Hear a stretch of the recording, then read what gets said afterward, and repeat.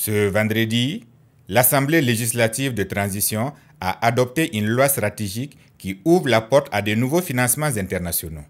Un pas décisif pour permettre au gouvernement burkinabé de renforcer ses partenariats avec les bailleurs de fonds et d'accélérer la mise en œuvre de ses politiques publiques. C'est que l'Assemblée législative de transition donne quitus au gouvernement à ratifier par ordonnance tous les accords de prêt que le gouvernement va aller contracter avec les partenaires techniques et financiers, donc les partenaires au développement. C'est que dans la procédure, j'allais dire normale, classique, lorsque la convention est signée et que le dossier passe en conseil de ministres, le gouvernement donc va le valider.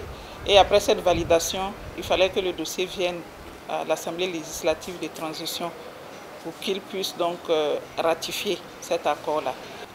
Et cette étape très importante qui se fait par l'Assemblée législative de transition va être maintenant, à partir de maintenant, avec la loi d'habilitation que nous venons de voir, va être maintenant supprimée.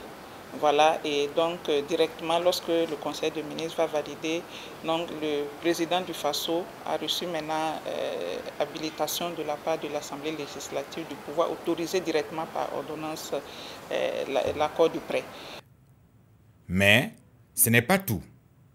Le cinéma burkinabé entre également dans une nouvelle dimension.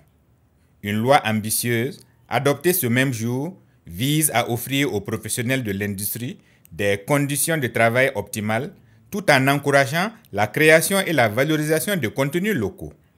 Alors il faut dire que la précédente loi qui était en vigueur jusque-là date de 2004 et était une loi d'orientation du secteur.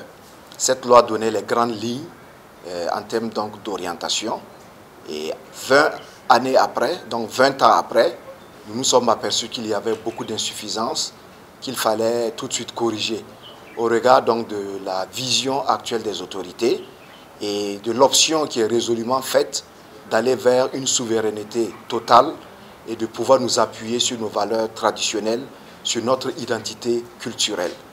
Le Burkina Faso, capitale du cinéma africain, connaît des réalités qui doivent être améliorées aujourd'hui.